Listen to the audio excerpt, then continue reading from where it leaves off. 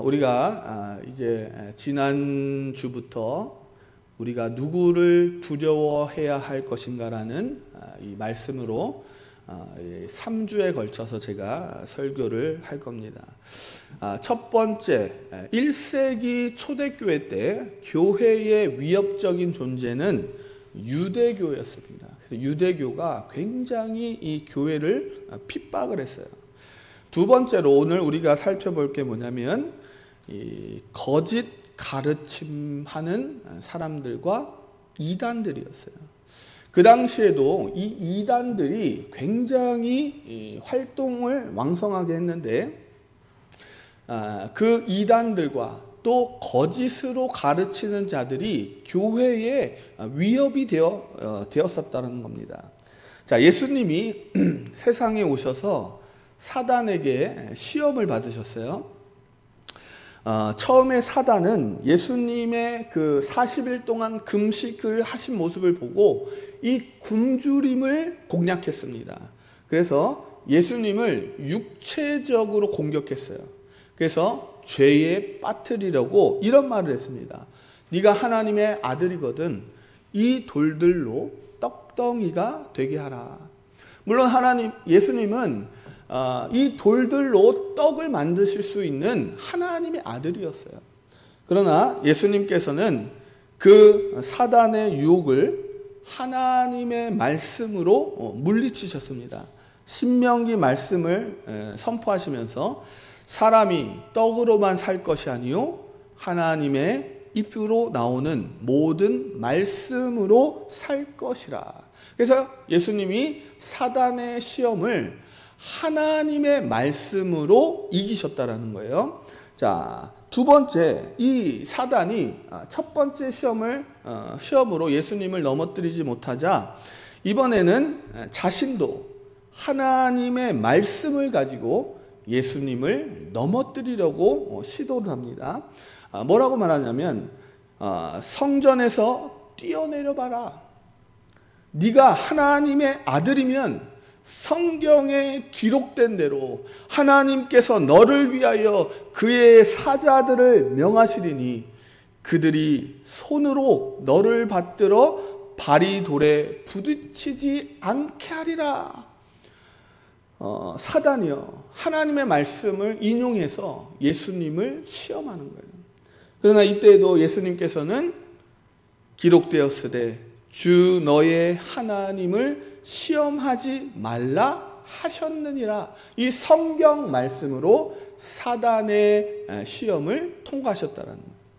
자, 그러자 이 사단이 이제 마지막 최후에 예수님을 죄로 넘어뜨릴 수 있는 것을 곰곰이 생각하다가 이제는 세상의 나라들과 영광된 모든 것들을 산꼭대기 위해서 다 보여줍니다. 세상의 나라들의 권세들, 그 모든 돈과 명예와 그런 것들을 다 보여주면서 이 모든 것을 네가 나에게 한 번 경배만 하면 내가 이 모든 것을 너에게 주겠다라고 유혹을 해요.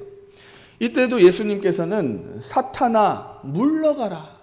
기록되었으되 주 너의 하나님께 경배하고 다만 그를 섬기라 하였느니라 라고 이 하나님의 말씀으로 사단의 시험을 물리칩니다. 여러분 여기서 중요한 게 있어요. 여러분들이 잘 생각하셔야 될 게 있어요. 예수님이 사단의 시험을 이기신 방법이 뭡니까 여러분? 네. 하나님의 말씀인데요. 더 구체적으로 한번 생각을 해보세요. 하나님의 말씀인데 여러분 조금 더 구체적으로 그냥 하나님의 말씀을 가지고 예수님이 사단의 시험을 이기신 게 아니라 예수님은 하나님의 말씀에 대한 바른 해석과 이해를 가지고 사단을 성경으로 물리친 거예요. 자, 우리도 마찬가지인데 이 사단과 이단의 그런 공격 중에서 이들이 굉장히 굉장히 교묘하게 공격하는 게 뭐냐면 하나님의 말씀을 교묘하게 섞어서 거짓으로 만들어서 우리들에게 이야기를 한다라는 거예요. 그러면 우리는 그 말씀이 하나님의 말씀이니까 맞겠지 하고 수긍하고 들어가면 그때부터 죄에 빠지는 거예요. 그래서 우리가 이 사단의 교묘한 계략과 이단의 계략을 물리치기 위해서는 저와 여러분에게 이 하나님의 말씀에 대한 바른 해석과 이해를 가지고 있어야 된다는 거예요. 그래서 우리가 성령을 하나님 앞에 구해야 하는 이유가 바로 그거예요. 우리가 먼저 하나님 앞에 성령을 구해야 하는 이유가 성령께서 오셔야 우리가 하나님의 바른 진리의 말씀, 예수 그리스도의 진리의 바른 진리 말씀 앞에 설 수가 있기 때문에 그래요. 그래서 그냥 성경 말씀으로 물리치신 것이 아니라 성경 말씀에 대한 바른 해석, 바른 이해에서 오는 그 말씀으로 예수님이 사단을 물리쳤다라는 거예요. 이것이 우리들에게도 있어서 이단과 거짓 가르침의 위협을 물리칠 수 있어야 되는 거예요. 여러분, 예수님이 시험을 받으실 때 사단도요, 성경을 인용하는 것을 볼 수가 있습니다. 성경을 통해서요, 예수님을 죄에 빠뜨리려고 하는 것을 보게 되는 거예요. 우리는 여기에서 사단도 하나님의 말씀을 이용할 수 있다라는 사실을 아셔야 된다는 거예요. 그래서 우리가 하나님의 말씀을 듣는다고 해서 그것이 다 가능하다, 이것이 맞는 말씀이다가 아니라 하나님의 말씀에 대한 바른 해석을 우리가 가지고 있어야 하나님의 말씀으로 우리가 바르게 설 수 있다라는 거예요. 거짓 가르침을 하는 자들, 이단들도요, 사단의 자식들이기 때문에 똑같이 하나님의 말씀을 인용해서 얼마든지 저와 여러분을 죄에 빠뜨리게 할 수 있다는 겁니다. 여러분, 우상이 있잖아요. 우상은 하나님의 말씀이 아닌 사람의 가르침을 그대로 해놓은 거예요. 그래서 우리가 이 우상에 대해서는 우리가 어느 정도 면역을 가지고 있습니다. 이것은 잘못된 것이구나. 그냥 우리는 하나님의 말씀 안에 있으면요, 우상 숭배에 대해서는 철저하게 그 경계선을 분별할 수가 있게 되는 거예요. 여러분, 구약시대에 바알과 아세라를 섬기는 민족이 가나안 족속이 바알과 아세라를 섬기는 족속이었다라는 거예요.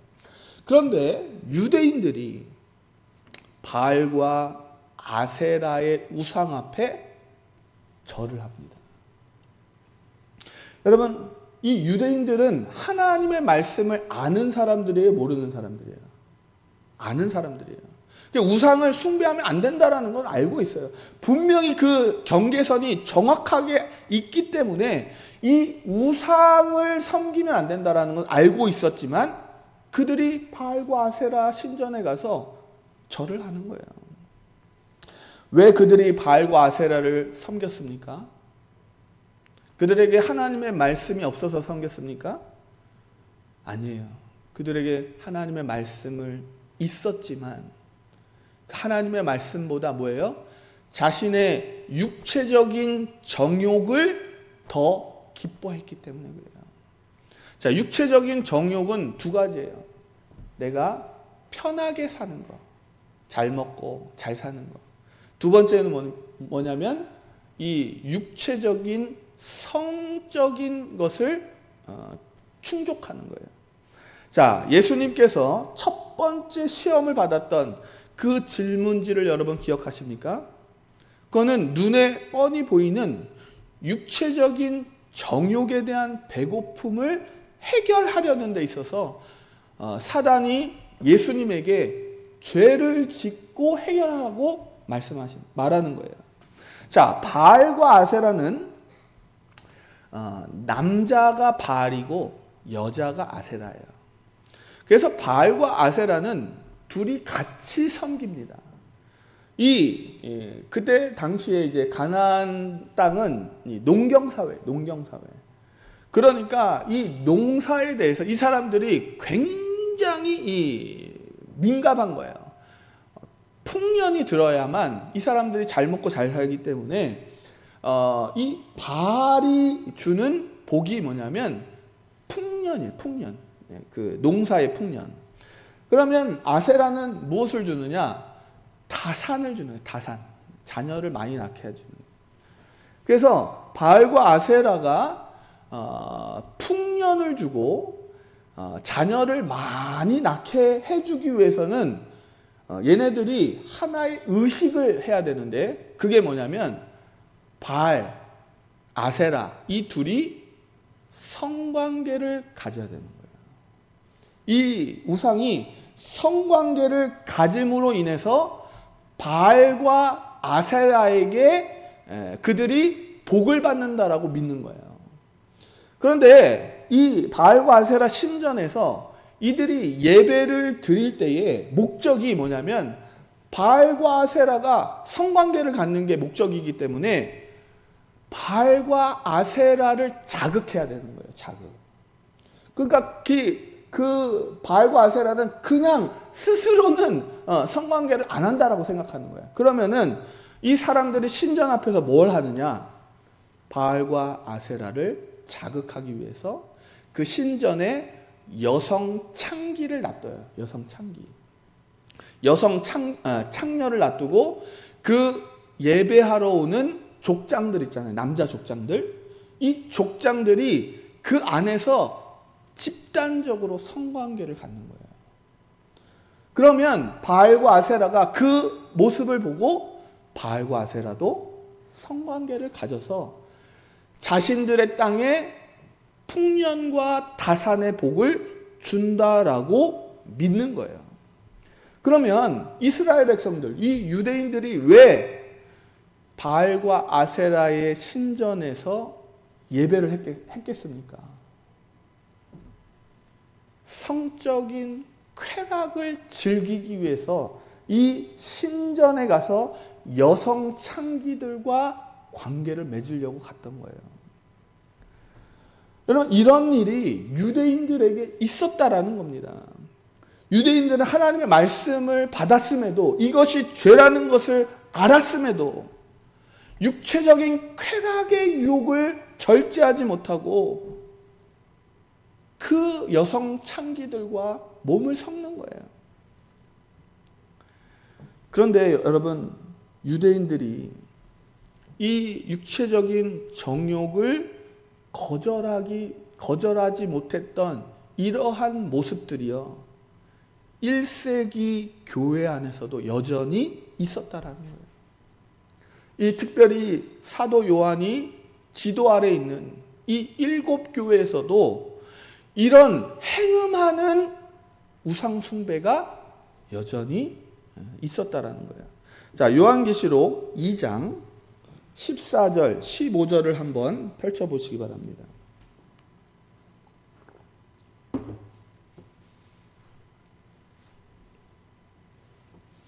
자, 7교회 중에 버가모 교회에 보내는 서신서를 우리 한번 잠깐 읽어보겠습니다. 14절, 15절입니다. 자, 우리 다 같이 한번 읽어보겠습니다. 시작. 그러나 내게 두어 가지 책망할 것이 있나니 거기 내게 발람의 교훈을 지키는 자들이 있도다.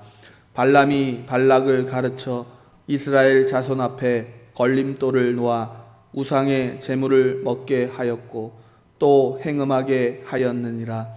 이와 같이 내게도 니골라 당의 교훈을 지키는 자들이 있도다.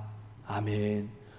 여러분, 이 AD 1세기 예수님이 이 땅에 오셔서 1세기 약 한 90년도 AD 90년도 요 당시에 이 교회 안에서 음란하면서 행하는 우상 숭배가 이 버가모 교회의 성도들이 있었다라는 거예요. 그게 뭐냐면 니골라 당이라는 겁니다. 이 니골라 당의 가르침이 뭐냐면 육체적인 방종은 괜찮다라고 가르치는 거예요. 하나님 앞에서 육체적인 더럽힘, 육체적으로 어떤 것을 해도 괜찮다라고 가르치는 거예요. 그러니까 이 니골라 당을 따르는 사람들이 이 버가모 교회에 있었다라는 겁니다. 자, 사단이 예수님을 성경 말씀을 섞여서 교묘하게 죄에 빠뜨리려고 했던 것처럼 이 초대교회에서도 시간이 지나면서 이러한 우상 숭배자들이 하나님의 말씀을 섞어가면서 믿는 자들을 헷갈리게 하기 시작했다는 거예요. 이것이 바로 혼합주의라는 건데, 이 혼합주의라는 거는요, 우상 숭배와 하나님의 말씀이 뒤섞이는 거예요. 뒤섞이는 거예요. 그래서 우상 숭배가 하나님을 섬기는 것인 것처럼 하는 겁니다. 제일 첫 번째 이스라엘에게서 혼합주의가 나타난 게 뭐냐면 이 금송아지 신상을 만들어 놓고 그들이 뭐라고 합니까? 이것이 우리를 애굽에서 인도해낸 여호와라. 그러니까 금송아지 신상을 여호와 하나님이라고 믿는 거예요. 그러니까 하나님의 말씀과 우상 숭배가 뒤섞이게 되는 거예요. 자, 이스라엘 백성들이 혼합주의로 성전에서 있었던 일들이 그 뒤에는 더욱더 노골적으로 드러나기 시작해요. 자, 에스겔서는 하나님께서 이스라엘의 죄들을 이 에스겔을 통해서 보여주셨는데, 자, 이제는 성전 밖이 아니라 성전 안에서 이스라엘의 장로들과 제사장들이 우상 숭배하는 것들을 하나님이 보여주기 시작하는 거예요. 제가 읽어드리겠습니다. 그가 나를 이끌고 뜰 문에 이르시기로 내가 본즉 담에 구멍이 있더라. 그가 내게 이르시되 인자야 너는 이 담을 헐라 하시기로 내가 그 담을 허니 한 문이 있더라. 또 내게 이르시되 들어가서 그들이 거기에서 행하는 가증하고 악한 일을 보라. 내가 들어가 보니 각양 곤충과 가증한 짐승과 이스라엘 족속의 모든 우상을 그 사방 벽에 그렸고 이스라엘 족속의 장로 중 70명이 그 앞에 섰으며 사반의 아들 야사나도 그 가운데 섰고. 여러분, 이러한 혼합주의가요, 초대 교회도 있었다라는 거예요. 하나님의 말씀을 교묘하게 섞어서 이 니골라당이라는 당을 만들어 가지고 하나님의 말씀인 것처럼 하나님을 섬기는 것처럼 육체적인 방종을 하고 있었다는, 행음을 하고 있었다는 거예요. 특별히 1세기에는 어떤 것들이 교회에 위협이 되었냐면 철학과 성경 말씀이 혼합되는 영지주의가 굉장히 이 교회를 위협했어요. 교회 안에 성도들이 하나님의 말씀을 믿으면서도 철학과 자꾸만 혼합하는 거예요. 혼합.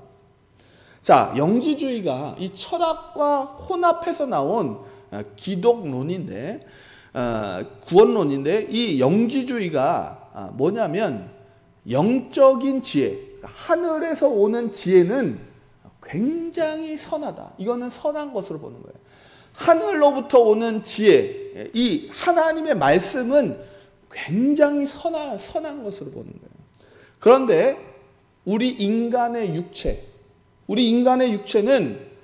악한 것으로 보는 거예요. 그래서 하나님의 말씀만이 선하다, 육체는 악하다라고 이분법적으로 가르치는 거예요. 그러니까 교회 안에서 구원론의 영지주의가 혼합이 되는 거예요. 그러면서 교회에서 영지주의적인 구원론을 믿는 사람들과 오직 예수님을 믿는 믿음으로 구원을 얻는 성도들 간에 서로 논쟁이 벌어지게 되는 거예요. 이성적인 것을 좋아하는 사람들은 이 철학적인 사고로 구원론을 가르치는 영지주의적인 구원론에 빠지기 시작합니다. 이 마음을 빼앗겨버려요. 그래서 하나님으로부터 오는 지혜는 선하다.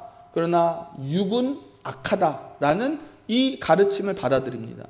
그래서 이 사람들의 방향성이 두 갈래로 나타나요. 영지주의적인 구원론을 받아들인 사람들은 두 갈래로 나타나는데, 첫 번째는 육체는 악하기 때문에 육체적인 쾌락을 모두 금해야 한다는 금욕주의로 빠집니다. 금욕주의. 그래서 성적인 관계를 모두 다 금하는 거예요. 그래서 결혼도 안 합니다. 연애도 안 해요.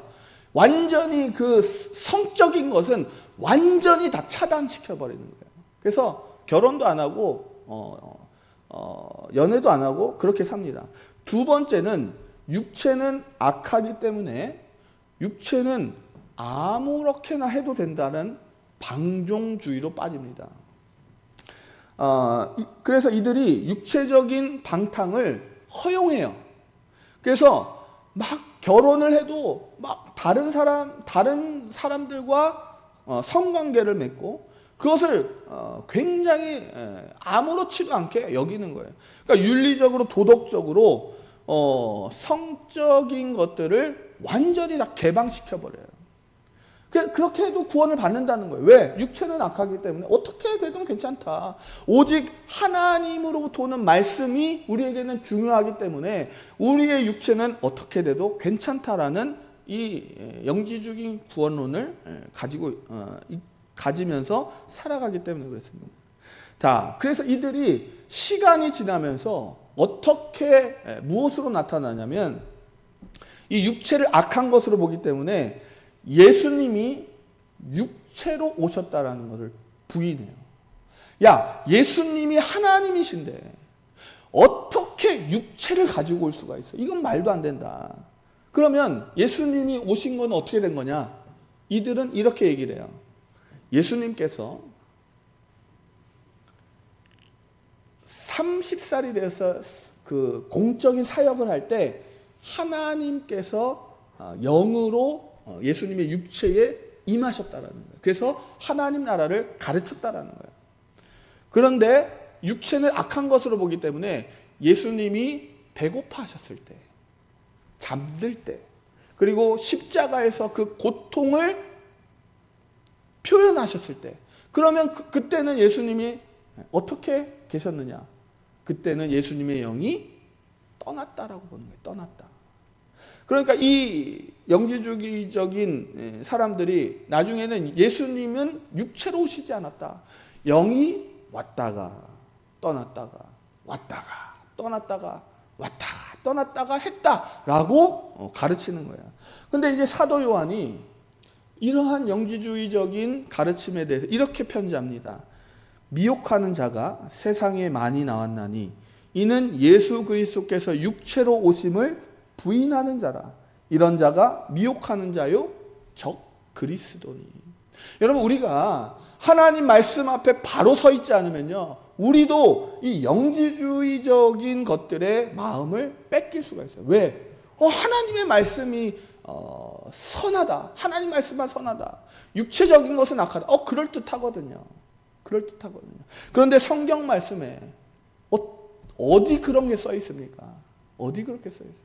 하나님이 사람을 창조하실 때에 영으로만 창조하셨어요. 육으로도 하나님이 창조하신 거예요. 이 육을 하나님이 거룩하게 하라고 하신 거예요.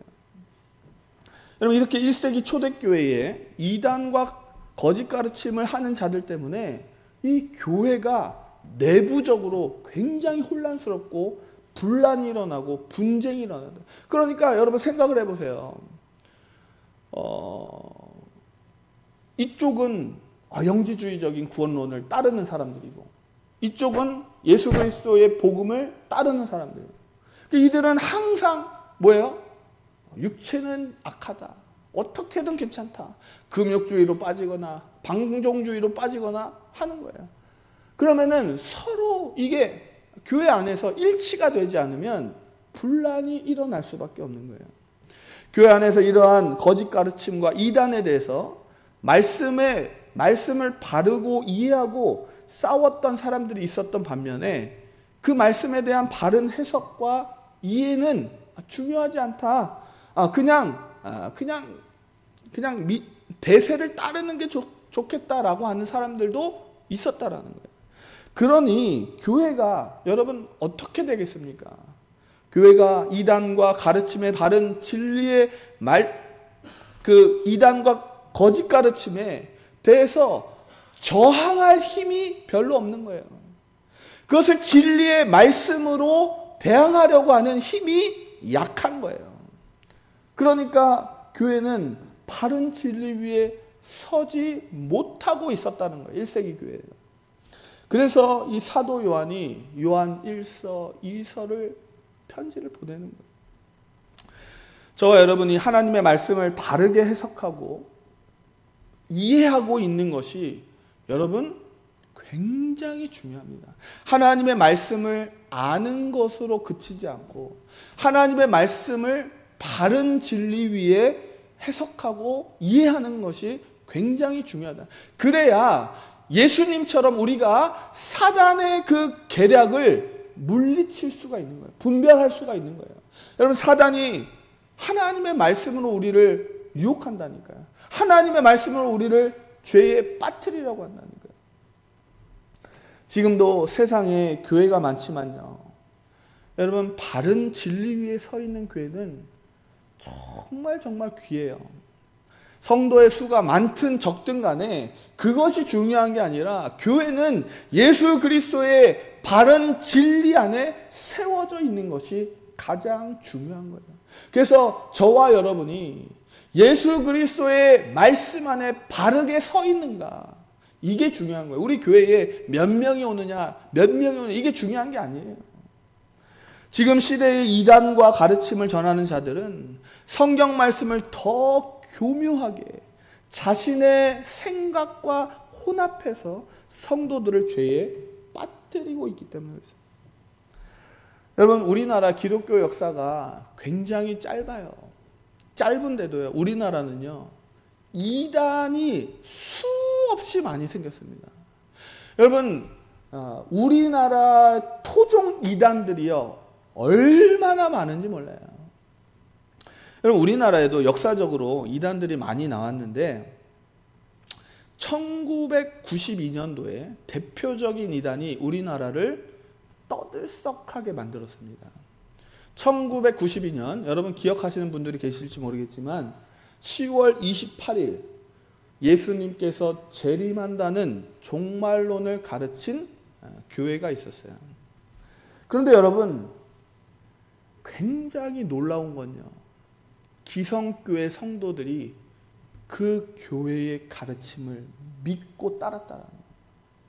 그러니까 기성교회에 다니던 성도들이 그들의 가르침에 영향을 받아서 그 교회로 다 옮겼다니까요.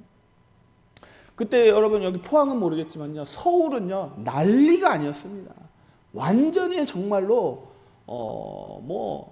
제 주위에 있는 분들도 그때 제가 고등학생이었나? 고등학생 졸업하는 그쯤이었는데, 제가 아는 분들도 거기에 빠져가지고 집이며 차며 그 교회에 다 헌금을 한 거예요.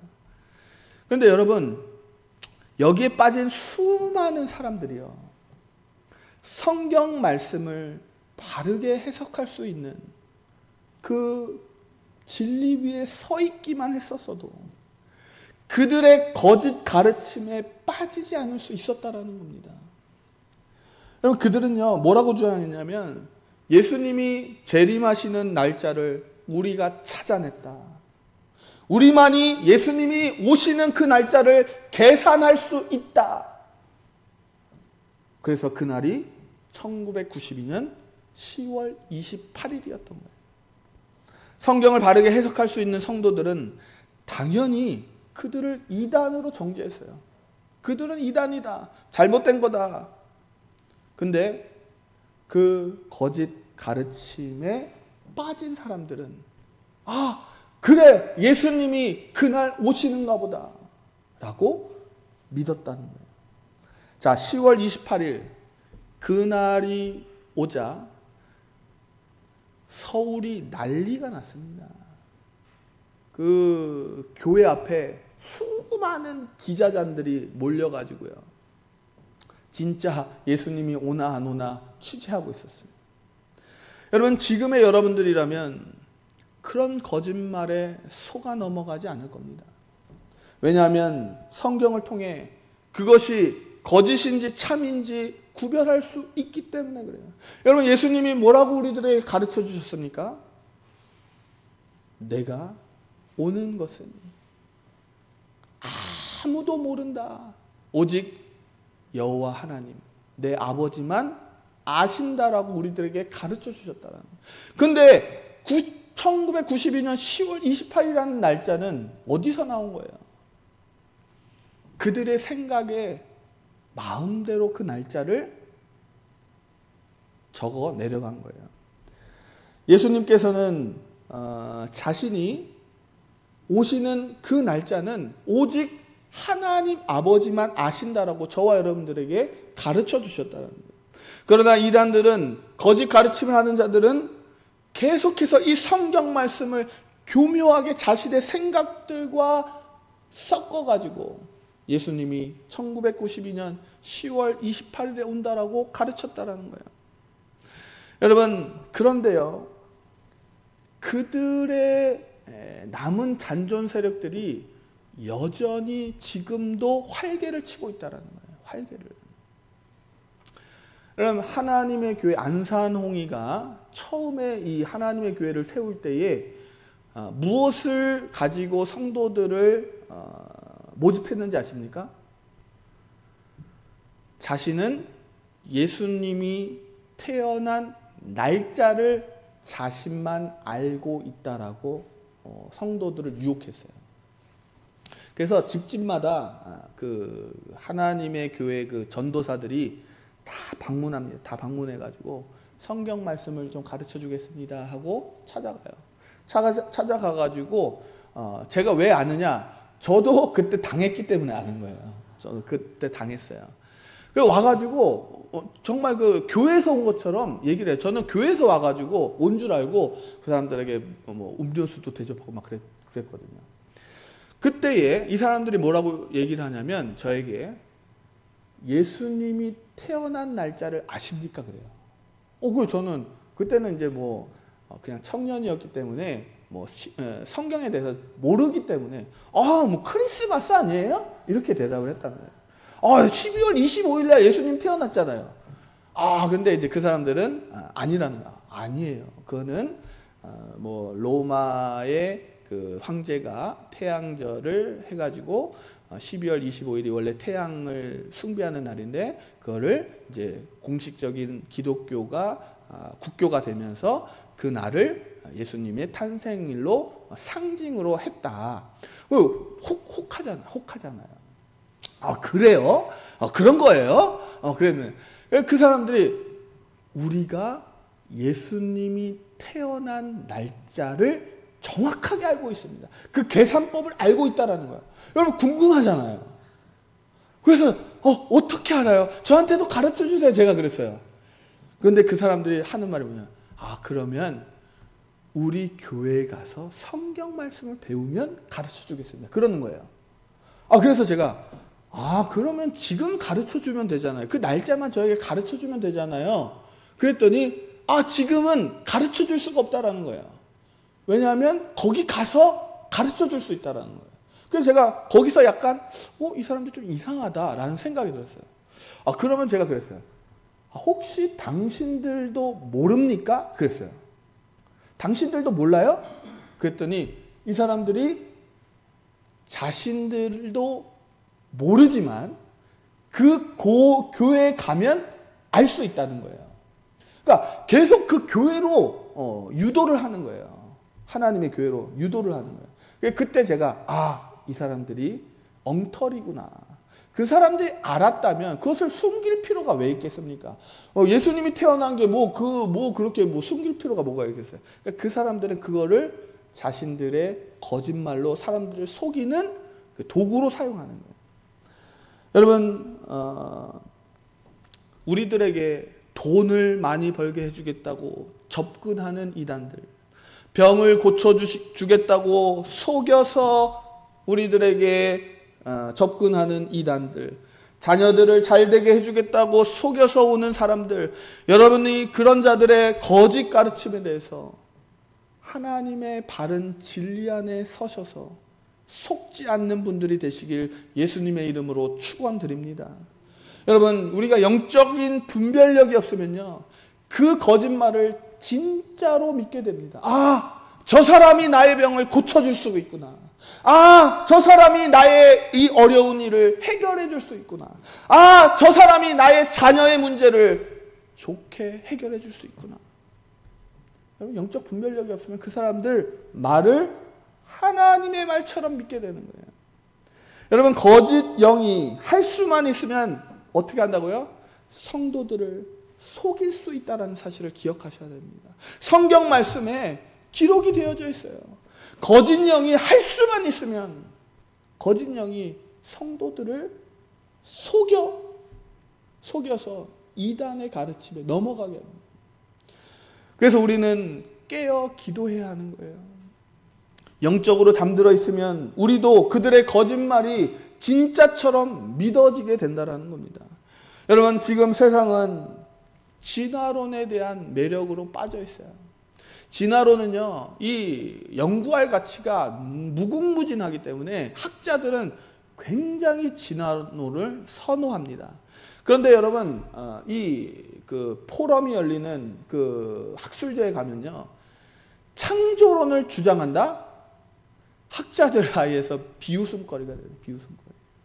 학문적으로 창조론은 연구할 가치를 느끼지 못하기 때문에 그래요. 하나님께서 천지를 창조하셨다. 그래서 이 세상이 이렇게 됐다. 그러면 사람들이 연구할 가치가 없는 거예요. 그런데 진화론은 뭡니까? 자그마한 세포가 우연히 탄생이 돼서 이 세포가 분열을 일으켜서 산소를 만들고 물고기를 만들고 새를 만들고 원숭이를 만들고 곤충을 만들고 식물을 만들고 사람을 만들었다. 이게 학자들은 굉장히 매력적으로 다가오는 거예요. 이 말은 그 진화론을 연구하는 사람들이 믿어서 주장을 하는 게 아니라 자신의 밥벌이가 되기 때문에 진화론을 주장하는 거예요. 여러분, 아무것도 없는 텅 빈 공간에 100억 년이 지나면 그 안에 세포가 저절로 생겨나고 그 세포로 인하여서 사람이 만들어진다라고 여러분 믿으십니까? 그렇다면 왜 모든 생물은 번식 활동을 하는 거죠? 저절로 번식 활동을 할 수 있는데, 저절로 태어나는 건데, 가만히 있어도 지금 어디 누군가에서는 사람이 저절로 태어나야 되는데 왜 생물은 번식 활동을 하는 겁니까? 여러분, 그런 우리가 하나님의 말씀 앞에 바른 진리를 가지고 있어야 되는 거예요. 사랑하는 성도 여러분, 우리가 세상에서 어떤 철학적인 것들이나 심리학, 과학, 수학 등을 가지고 성경과 혼합해서 하나님을 믿는 것은 우리가 지양해야 되는 거예요. 성경은요, 성경만으로도 완벽한 겁니다. 세상에 어떤 것을 혼합할 필요가 없는 거예요. 진리는 그 진리 자체로 완벽한 거예요. 예수님을 믿는 믿음으로 구원을 얻은 우리는 그 진리 안에 머물러 있어야 되는 거예요. 여기에 다른 것을 자꾸만 끼워서 만들 필요가 없다라는 겁니다. 교회는 또다시 이단들에게 도전을 받고 있습니다. 그리고 수많은 공격을 받고 있어요. 지금도요, 신천지 하나님의 교회는 부흥의 부흥을 거듭하고 있습니다. 여러분, 그러나 우리가 그런 부흥을 하는 거는요, 부러워할 필요가 없어요. 모래 위의 집은 반드시 무너지게 되어 있습니다. 저와 여러분은 예수 그리스도의 바른 진리 안에 집을 짓는 사람들입니다. 믿음이라는 말을 교묘하게 사용하는 이단들의 말을 하나님의 바른 말씀으로 해석할 수 있을 때에 그들의 거짓말을 볼 수 있게 되는 거예요. 여러분, 요즘에는 또 신사도주의 운동이 굉장히 활발하게 일어나고 있습니다. 옛날에도 이게 한번 유행을 팍 탔다가 다시 한번 유행을 타는 것 같은데, 그러니까 막 뭐 장풍을 팍 쏴가지고 내가 성령을 탁 이제 예를 들면 그 교주가 성령을 부리는 거예요. 성령을 마음대로 부리는 거예요. 종처럼. 그러니까 성령을 탁 하면, 자기가 이렇게 탁 하면 성령이 나가는 거예요. 그러면 여러분 올바른 믿음을 가지고 있는, 하나님 바른 말씀 안에 서 있는 사람은 그것이 잘못된 것을 어떻게 압니까? 어떻게 알아요? 성령은 성경 말씀에 기록되어져 있잖아요. 그러면 여러분, 제가 말하고 싶은 건 뭐냐면, 그 사람이 하고 싶을 때마다 성령이 역사를 한다면, 그 사람이 하는 말마다 성령이 역사를 한다면, 여러분, 성령이 주인입니까? 그 사람이 주인입니까? 그 사람이 하나님보다 높은 거예요. 내가 성령을 부리기 때문에. 내가 말만 하면 장풍 쏘면 성령이 나가거든요. 내가 말만 하면 고쳐지는데. 여러분, 하나님과 사람의 위치가 바뀌는 것을 잘 기억하시기 바랍니다. 저와 여러분이 깨어 기도해야 하는 이유가 이런 것을 구별할 수 있어야 되는 거예요. 모든 이단들이 하나님의 말씀을 들고 섭니다. 그러나 바른 말씀으로 해석해서 성도들의 생명을 살리는 바른 진리 위에 서 있는 교회는 여러분들이 잘 찾아가셔야 돼요. 하나님을 두려워하는 자들이 되시길 바랍니다. 세상을 두려워하는 것이 아니라, 사단을 두려워하는 것이 아니라, 세상의 물질을 두려워하는 것이 아니라, 질병을 두려워하는 것이 아니라, 오직 여호와 하나님, 저와 여러분이 두려워해야 할 분은 오직 여호와 하나님임을 기억하시면서 믿음 생활하시길 예수님의 이름으로 축원드립니다.